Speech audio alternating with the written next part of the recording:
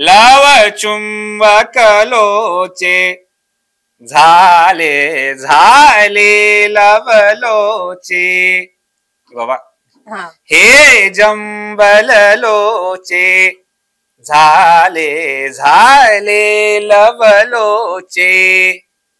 Usually तर त्यांना मजाच येते, कारण त्यांना काही काही लोक तर समोरून पण सांगतात की आम्ही हे बोललोय आणि आम्हाला वाटतं आम्ही खूप फनी बोललोय, इकडे ह्याच्यावरती काहीतरी कर. नमस्कार, मी प्रेरणा, तुम्ही बघताय सकाळ. मंडळी, आपलं काम जे आहे ते आपली ओळख असतं बरेचदा, पण जेव्हा त्या कामातली पद्धत किंवा तो फॉर्मॅट असेल किंवा त्याच्यातलं जे वेगळेपण असतं ना, ते खरं तर त्या कलाकाराचं वैशिष्ट्य असतं. असंच कामातलं वेगळेपण सातत्याने करणारा म्युझिकल स्टार असं म्हणूयात आपण त्याला, यशराज मुखाते आहे आपल्यासोबत. खूप खूप स्वागत आहे सकाळमध्ये. यशराज, कसा आहेस तू? आणि खूप एक्साइटमेंट आहे कारण तू 1, 2, 3, 4 या मराठी चित्रपटासाठी गाणं केलंय, त्याविषयी मी बोलणारच आहे. पण सुरुवातीचा प्रश्न वेगळा आहे, कारण तू जे एक गाणं केलंस, तो व्हिडिओ व्हायरल झाला, रसोडे में कौन था वगैरे, आणि त्यानंतर तू अनेक व्हिडिओज केले.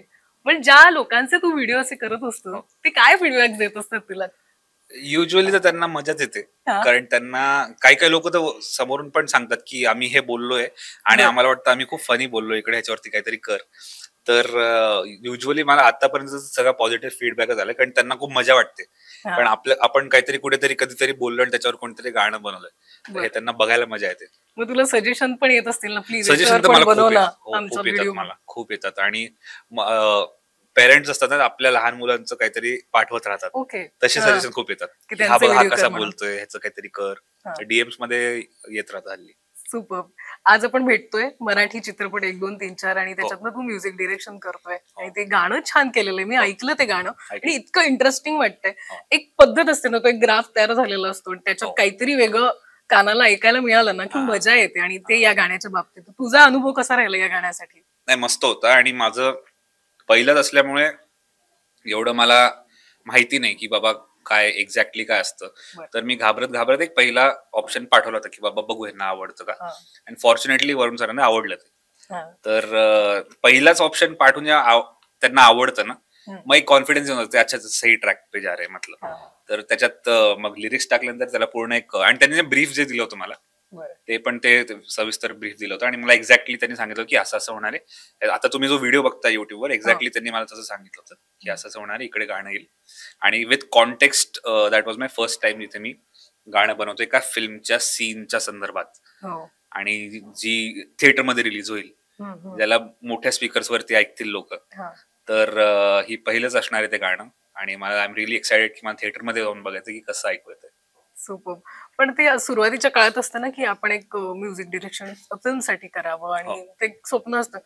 सुरुवातीच्या काळात तुला असं वाटत होतं की आपण फिल्मसाठी पण करावं, किंवा तू स्वतः जाऊन अप्रोच करत होतास का? फिल्मसाठी मी अप्रोच नव्हतो करत. मला ना फिल्मसाठी म्युझिक करण्यापेक्षा मला ते कसं करतात शिकून घ्यायची इच्छा जास्त होती. तर माझं अल्टिमेट गोल डोक्यात होतं, मी कोणाला तरी असिस्ट करेन.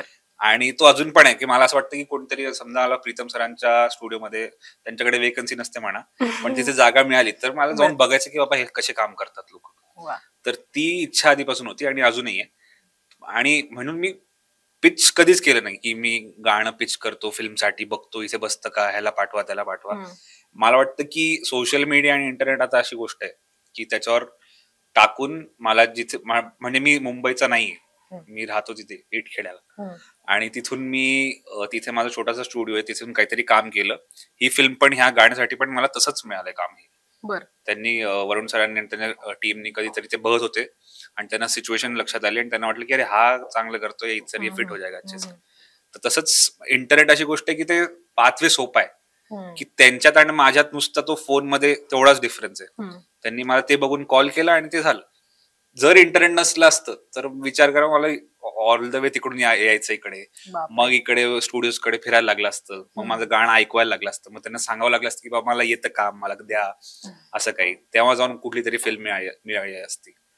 तर आता तो जो पाथवे मधला तो खूप सोपा झाला इंटरनेटमुळे. असं वाटतं गाणी करत असताना ती उत्तम गाणी करणं आणि ऐकणं हे पण तुमच्या फील्डमध्ये सातत्याने असतं. तर तू काय काय ऐकत असतोस? तुला काय काय ऐकायला आवडतं? खूप चांगला प्रश्न, मला कोणीच विचारलं नाही आजपर्यंत की मी खूप वेगळ्या वेगळ्या प्रकारची गाणी ऐकतो. म्हणजे आता आजकाल मी नवीन मल्याळम डिरेक्टर डिस्कवर केलाय, म्हणजे ते आधीपासून काम करतात खूप. सचिन श्याम म्हणून त्यांचं नाव आहे. एक नंबर म्युझिक करतात ते मल्याळम मध्ये, आणि त्यांनी आता मल्याळम फिल्म्स पण खूप मस्त मस्त. आणि साऊथची ती गाणी पण त्यांचा एक खूप वेगळा छान, टोनच असतो. खूपच छान त्यांचं तिकडचं काम. मला कोणतरी रेकमेंड केला 4-5 मल्याळम फिल्म्स, ते बघितलं मी, आणि इतकं खतरनाक काम झालं तिकडे. तर ऐकून असं सडनली, म्हणजे मला जेव्हा होतं ना की आता काही सुचत नाहीये, स्टुडिओमध्ये बसलो सकाळपासून, कोणाला तरी काहीतरी डिलिव्हर करायचं पण आयडियाच येत नाही, तर मी जाऊन ही सगळी गाणी ऐकतो. मल्याळम ऐकतो मी, तमिळ ऐकतो. संतोष नारायणन सर म्हणून एक आहेत तामिळचे, ते खूप कडक काम करतात, ते एक नंबर गाणी असतात. आणि मी असं त्यात काहीच बायस नाही, मी मल्याळम, कन्नडा, तेलुगू, तामिळ, पंजाबी, इंग्रजी, जे दिसेल ते, जे ऐकायला आवडेल ते सगळं ऐकतो. पण तू पहिल्यांदा असं काय बघितलं आणि काय ऐकलं, तुला म्युझिक बद्दल इतकं छान आत्मीयता निर्माण झाली? तसं तर लहानपणीपासूनच मी कीबोर्ड वाजवत होतो, आणि माझे वडील सुद्धा गातात स्वतः, म्हणजे शिकलेले नाही ते पण ते असंच गातात, आणि त्यांनी खूप कीबोर्ड पण ते असेच शिकले स्वतःच. तर मी त्यांना बघून बघून बघून शिकलोय थोडस. पण 2008 ला आली होती देवडी नावाची फिल्म, त्यात अमित त्रिवेदींनी म्युझिक केलं होतं त्याचं. तर ते मी अल्बम डिस्कवर केलं होतं 2011 मध्ये. तेव्हा त्याच्या आधी मी त्यातली 1-2 गाणी ऐकली होती, पण 2011 मध्ये मी पॉलिटेक्निकला ऍडमिशन घेतली होती, आणि तेव्हा मी ते कुठून तरी, ते माझ्याकडे तेव्हा आयपॉड सारखं दिसणारे MP3 प्लेअर असायचं ना, ते 100 रुपयाला मिळायचं, त्याला ते आयपॉड म्हणायचं, ते डुप्लिकेट असायचं. पण मी त्याला आयपॉड समजून, त्यात कोणीतरी माझ्या मित्रांनी काहीतरी देवडीचा अल्बम त्यात टाकला होता, आणि ते मी असंच एकदा झोपताना ऐकत होतो. त्यात नयन तरसे म्हणून एक गाणं आहे, तर नयन तरसे ऐकलं, म्हणलं हे काय, काहीतरी वेगळंच आहे ते. That was the turning point, की मला वाटलं खूपच भारी काहीतरी आहे, आणि वाईबच वेगळी, काय तर खूपच ट्रिप्पी, इतकं भारी आणि नवीन साऊंड होता तो. तोपर्यंत ज्या गाणी आपण ऐकली होती 2008 पर्यंत, त्याच्यापेक्षा एकदम फ्रेश साऊंड होता. कोणी तसं कोणीच करत नव्हतं जसं ते करत होते. तर ते एकदम अट्रॅक्ट झालो मी, आणि त्यानंतर मी खूप मी असे बाय हार्ट केले होते त्यांचे गाणी सगळे, अमित सरांचे. त्यानंतर नो वन किल्ड अशी काही फिल्म आली होती त्यांची, आयशाचा अल्बम, हे सगळे अल्बम्स मी म्हणजे रट्टा मारला होता मी पूर्ण त्यांचा. आणि त्यानंतर मग मी हळूहळू मग स्वतः करायला लागलो, की मग माझ्या कीबोर्डवर मी तसे साऊंड प्रोड्यूस करायचा प्रयत्न करायला लागलो. कम्प्युटरवर मी कव्हर्स गाणी करायचो, तेव्हा युट्यूबवर टाकायचो. तर त्यामध्ये हे सगळं प्रॅक्टिस करायला लागलो. प्रॅक्टिस करता करता 2014-15 पर्यंत तर इंटरनेट आलं होतं. मी त्यातनं बाकी सगळं म्युझिक प्रोडक्शनच्या बद्दल शिकलो. पण I think Devdi album was a very key point.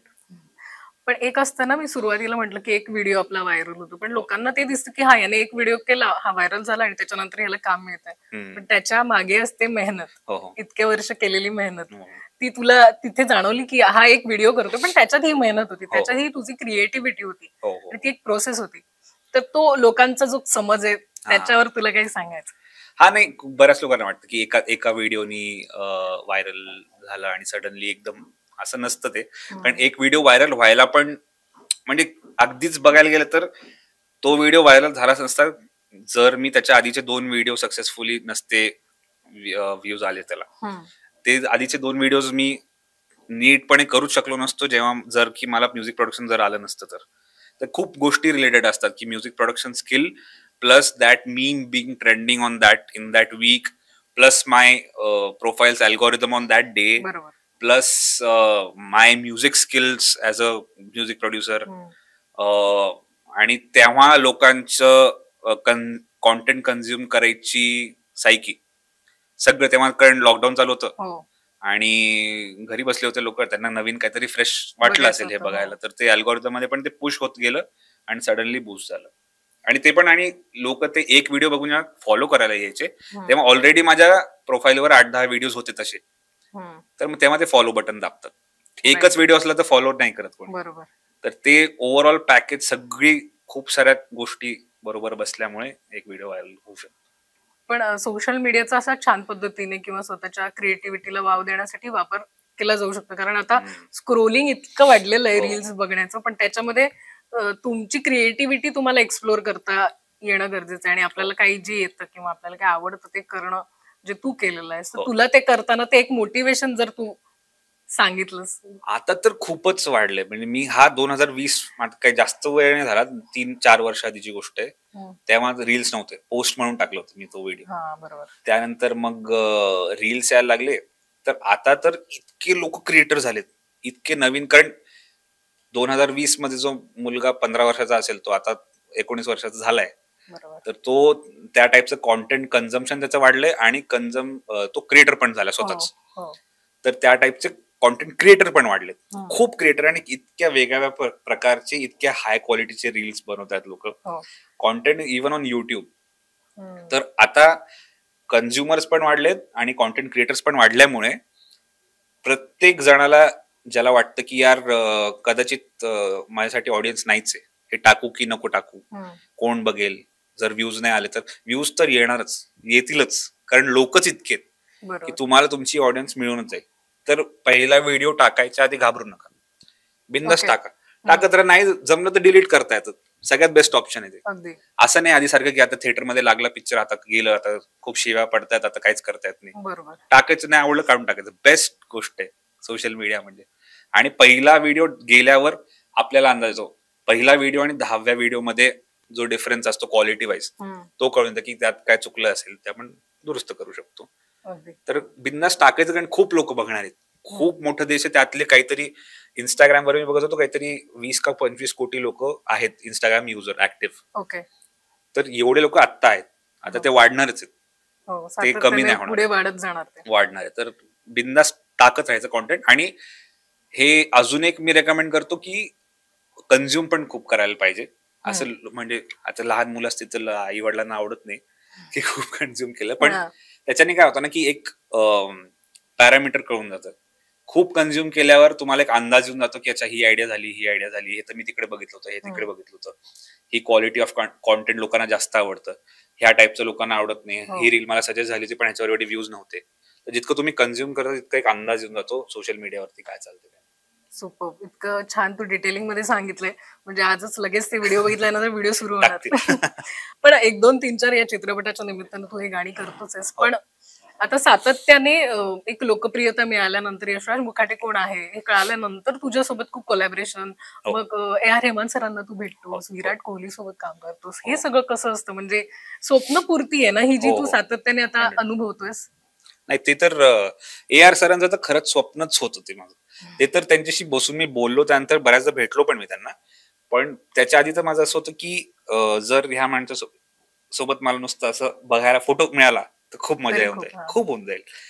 पण ह्यांचाच होता, जिओचाच फिल्म होती त्यांची 99 सॉंग्सच्या वेळेस त्यांचं इंटरव्ह्यू घेतला होता मी. आणि तो माझा आयुष्यातला पहिला इंटरव्ह्यू मी कोणाचा तरी घेतलेला. नंतर मला लोकांनी सांगितलं की म्हणजे खूप मोठे मोठे इंटरव्ह्यूअर सुद्धा A.R. रहमानची घाबरतात, कारण ते बोलत नाहीत जास्त, कमी बोलतात. तर ते मला तेव्हा माहिती नव्हतं. आणि आता पण तो व्हिडिओ मध्ये बघाल तुम्ही तर मी तर खूपच ऑकवर्ड बसलोय, कारण मी अर्धा घाबरलेलोय. वरून बोलायचंय, वरून त्यांना असं काही नाही विचारायचं त्यांना नाही आवडणार, कारण प्रश्न तर माझ्याकडे खूप आहेत. लहानपणीपासून मी त्यांचे गाणे ऐकले, मला इतकं डिटेल मध्ये विचारायचं की ते तुम्हाला कसं सुचलं, ते कसं केलं. पण मी इतका घाबरलेलो त्याच्यामध्ये, तर मी बेसिक प्रश्न विचारले आणि ते कसं तरी कम्प्लीट केला तो इंटरव्ह्यू. पण that was something else only, कारण मी त्या इंटरव्ह्यूच्या आधी पण घरी कोणाला नव्हतं सांगितलं. माझा मित्र होता राज, तो मला मॅनेज करायचा तेव्हा, त्याला आणि मलाच माहिती होतं. पण जोपर्यंत मी त्यांना शूट झाल्यावर ते हार्ड डिस्क मध्ये घेतलं, 2 कॉपीज बनवल्या, एक राजला दिली, एक मी ठेवली. त्यानंतर मग घरी फोन करून सांगितलं की आता मी मुंबईला आलो होतो ना, ते A.R. सरांचं इंटरव्ह्यू घ्यायला आलो होतो. कारण मला वाटलं आधी सांगितलं तर जिंक्स झालं आणि नाही जमलं, होऊ शकतं कधी कधी, मी नव्हतं सांगितलं. पण आता मग तू इथेच बस, आता तू इंटरव्ह्यू वगैरे छान घेतोस तर काय मग मी जाते. आता जमलंय मला खरंच, आता जमलंय ना, प्लीज माझी मुलाखत सुरू नको करू. पण ही मुलाखत घेतली आणि तुझ्याकडनं काही ऐकवलं नाही मी त्यांना, प्रेक्षकांना, तर ते माझ्यावर नाराज होते, तुझ्यावर नाही. तर तू काहीतरी आम्हाला छान ऐकव ना प्लीज. हेच ऐकू का? हे प्लीज. ह्याच्यात ना, तर त्याच्यात कसं केलं होतं आम्ही, ऍक्च्युली तुम्हाला सांगतो की मला वाटलं की आता ह्यांचं ते डॉक्टर जेव्हा त्यांना सांगतात की बाबा आता असं झालंय तुमच्यासोबत, तर असं मला वाटलं की आता ह्यांचं झालं, आता ह्यांचं लाईफ गया. त्यामुळे आम्ही सुरुवात अशी गाण्याची केली की लावा चुंबक लोचे झाले झाले लवलोचे, बाबा हे जंबललोचे झाले झाले लवलोचे, काय करावा विचार विचारात येती चार चार चौघात कसे वागले हो. असं गाणं. कमाल. म्हणजे आता असं ऐकून मला कमाल वाटतं आणि ते वाचतेही छान आहे. तुला गाण्यासाठी, या चित्रपटासाठी शुभेच्छा आणि आगामी काळात आणखीन मराठी चित्रपटांसाठी काम करतो आणि आम्हाला ऐकायला आवडेल. Thank you Prerana. Thank you so much. Thank you.